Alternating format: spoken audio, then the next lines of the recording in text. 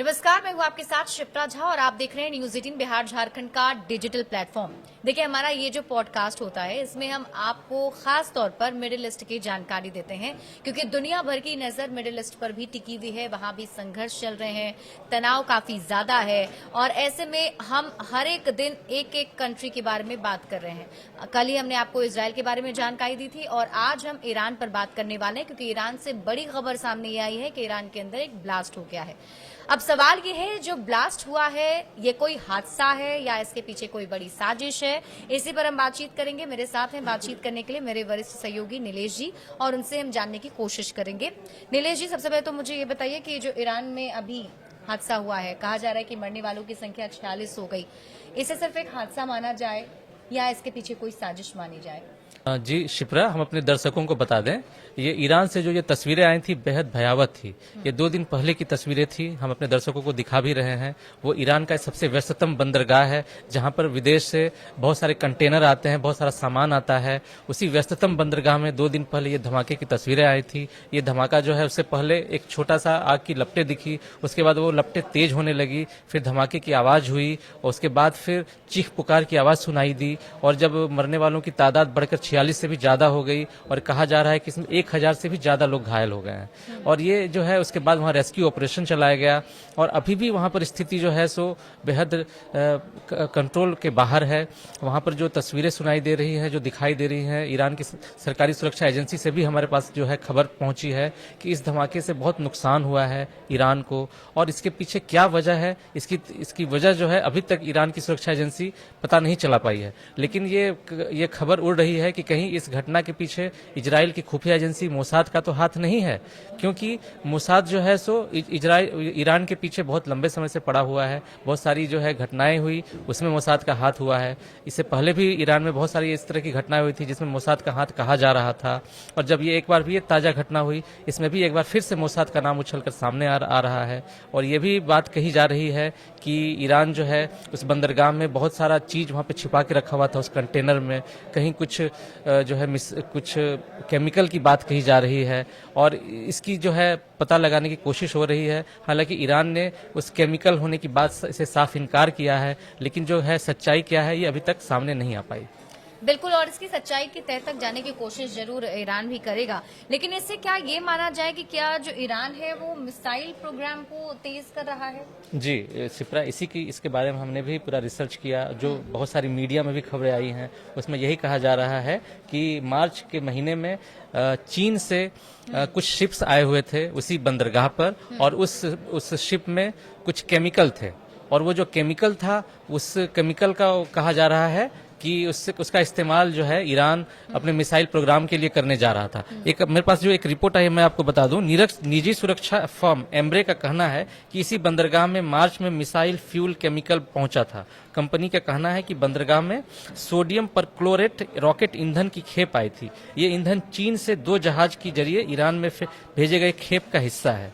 इससे पहले एक और एजेंसी की रिपोर्ट आई थी जिसमें कहा गया था कि इस ईंधन का उपयोग ईरान में मिसाइल भंडार को फिर से स्थापित करने के लिए किया जाना था, जो गाजा पट्टी में हमास के साथ युद्ध के दौरान इजराइल पर सीधे हमलों के कारण समाप्त हो गया था। ये आग कथित तौर पर ईरानी बैलिस्टिक मिसाइल में उपयोग के लिए भेजे गए ठोस ईंधन की खेप को ठीक तरीके से नहीं रखने की वजह से हुआ। हालांकि ईरान सेना के रासायनिक खेप मिलने से इनकार किया है और सोशल मीडिया में प्रसारित वीडियो में विस्फोट से ठीक पहले आग से लाल रंग का धुआं उठता हुआ दिखा है। और ये जो लाल रंग का धुआं है, ये कहा जा रहा है कि जो रसायन होगा उसी से इस तरह का धुआं निकल सकता है। हालांकि ईरान जो है साफ साफ मना कर रहा है और ये इन आरोपों से खारिज कर रहा है। लेकिन ये शिप्रा को याद होगा, कुछ दिन पहले की जो तस्वीरें हमने भी देखी थी, ईरान की मिसाइल सिटी की वो तस्वीरें थी। ये जो है मिसाइल सिटी एक सुरंग के अंदर बना हुआ था और इसमें कई तरह की ballistic missile, cruise missile, high tech weapon रखे हुए थे। इसकी तस्वीरें खुद ईरान की सुरक्षा एजेंसी ने जारी की थी। और ये जो है एक बहुत बड़े इलाके में ये सुरंग फैला हुआ था और इसमें ईरान ने रासायनिक विस्फोटकों का जखीरा जमा किया था। वो कहा जा रहा है कि इसका इस्तेमाल जो है ईरान अपनी ताकत को दिखाने के लिए किया। और ये जो है ईरान के पास जो है ये एक नहीं, इस तरह की 3 और 4 मिसाइल सिटी की बात कही जा रही है। और ये लेकिन ईरान ने सिर्फ एक मिसाइल सिटी की तस्वीर जारी की थी और ईरान ने दावा किया था कि वो चाहे तो आने वाले कुछ दिन के अंदर ऐसे 5 से 6 मिसाइल सिटी और बना सकता है। अब आप सोच सकती हैं कि जिस तरह की मिसाइल्स और बैलिस्टिक मिसाइल्स वहां पे छिपा के रखी गई है, अगर ये सच हुआ तो ये कितना बड़ा खतरा है पूरी दुनिया के लिए। बिल्कुल। और देखिए ये तस्वीर दिखाने का मकसद ही हमारा ये है कि इसके बारे में पूरी जानकारी जो है वो आप तक पहुंचाई जाए। लेकिन यमन में अमेरिका का जो हमला हुआ है उसको लेकर ईरान का क्या रिस्पांस दिख रहा है, किस तरीके से रिएक्ट कर रहा है? जी देखिए, एक तरफ अमेरिका और ईरान के बीच बातचीत चल रही है और दूसरी तरफ ईरान अपनी ताकत दिखा रहा है अपने मिसाइल सिटी के जरिए। उसके साथ ही साथ ईरान के एक बंदरगाह में धमाका हुआ और कहा जा रहा है कि वहां पर जो है सो मिसाइल बनाने वाला ईंधन रखा हुआ था। और दूसरी तरफ अमेरिका जो है यमन में ताबड़तोड़ हमले कर रहा है, हुती विद्रोहियों के ठिकाने पे हमला कर रहा है। वो अमेरिका जो है ईरान के उस इलाके पे हमला कर रहा है जिस इलाके पर हुती विद्रोहियों का हाथ का जो है प्रभाव है। और जब ये धमाका हुआ, जब ये अमेरिका ने वहां पर हमला किया तो उसमें 70 से ज्यादा लोग मारे गए और ये कहा जा रहा है कि ये सारे लोग दक्षिण अफ्रीका से लाए गए बंधक थे, उन्हें वहां पर रखा गया था। तो ईरान का कहना है कि उन्होंने जो अमेरिका ने जो हमला किया उसकी ईरान ने कड़ी निंदा की है और ईरान ने कहा है कि ये मानवता के लिए ये खतरनाक है। और आखिर संयुक्त राष्ट्र जैसी अंतर्राष्ट्रीय संस्था क्यों नहीं इस पर कोई कार्रवाई कर रही है, अमेरिका के खिलाफ क्यों नहीं कार्रवाई कर रही है?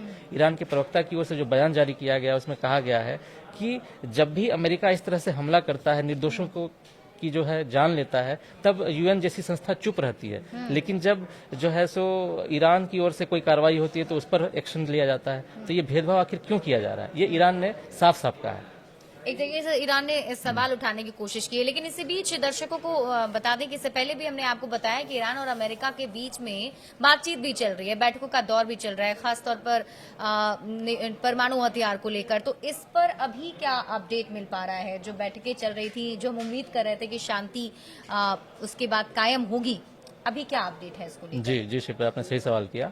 अभी तक हमने अपने दर्शकों को बताया है कि ईरान और अमेरिका के बीच ऐतिहासिक न्यूक्लियर डील पर बातचीत चल रही है। ये अभी तक 3 दौर की बातचीत हो चुकी है। पहले दौर की बातचीत ओमान के मस्कट में हुई थी, दूसरे दौर की बातचीत रोम में हुई थी, इटली की राजधानी रोम में हुई थी, वहां पर भी दोनों देशों ने सहमति जताई। फिर तीसरे दौर की बातचीत जो है सो फिर से हुई, मस्कट में हुई। अब एक और चौथे दौर की बातचीत की जानी है जो अगले सप्ताह होने की उम्मीद की जा रही है। इसमें अमेरिका और ईरान के जो प्रतिनिधि फिर आमने सामने बैठेंगे और कहा जा रहा है कि दोनों देशों के बीच फ्रेमवर्क तैयार होगा कि कैसे जो है परमाणु कार्यक्रम, ईरान का जो परमाणु कार्यक्रम है वो परमाणु ऊर्जा की ओर बढ़े, न कि परमाणु बम बनाने की ओर बढ़े।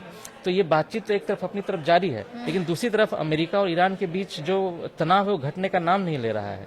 ईरान ने अमेरिका से जो चौथे दौर की बातचीत है उससे पहले ईरान के प्रतिनिधियों ने रूस के प्रतिनिधि से चर्चा की, चीन के जो है प्रतिनिधियों से चर्चा की, यूरोप के कई देशों से बातचीत का प्रस्ताव रखा है। इसके जरिए ईरान जो है अमेरिका पर दबाव बनाने की कोशिश कर रहा है कि उसको अमेरिका ज्यादा प्रेशर न दे। इसलिए ईरान जो है रूस से, चीन से और यूरोप के देशों से समर्थन तलाश रहा है कि उसको अमेरिका कमतर न आके उसके परमाणु कार्यक्रम पर जो है लगाम लगाने की कोशिश न करे। इसलिए ईरान भी हर तरफ से हाथ पांव मार रहा है कि अमेरिका एक तरफा कार्रवाई न करे, इसलिए वो चारों तरफ से समर्थन जुटा रहा है। अब उसके कहा जा रहा है कि रूस और चीन से ईरान की सकारात्मक बातचीत हुई है, तभी तो चीन से उसके पास मिसाइल वो जो है रासायनिक की खेप भी पहुंची है और रूस की ओर से भी सकारात्मक बात कही जा रही है ईरान के पक्ष में। तो ऐसे अमेरिका पर भी दबाव बढ़ रहा है कि आखिर क्या दोनों की जो चौथे दौर की बातचीत होगी, क्या उसका कोई नतीजा निकलेगा, क्या कोई ऐतिहासिक डील होगी या फिर ये बीच में ही खत्म हो जाएगा। अगर ऐसा होता है तो पूरा विश्व जो है एक बार फिर से एक बड़े तनाव की ओर दौर में फिर से पहुंच जाएगा। जी बिल्कुल। तो अब कहीं ना कहीं इंतजार और नजर चौथे दौर की बैठक पर होगी जो अमेरिका और ईरान के बीच में होने जा रही है। लेकिन ईरान में फिलहाल हुए इस हादसे की वजह से, जो ब्लास्ट हुआ है उसकी वजह से ईरान के लोगों में शोक जरूर है, क्योंकि 46 लोगों की मौत अब तक हो चुकी है। और भी आपको इससे अपडेट्स बताते रहेंगे। बड़े अपडेट्स के लिए आप जुड़े रहिए न्यूज़ 18 बिहार झारखंड के साथ।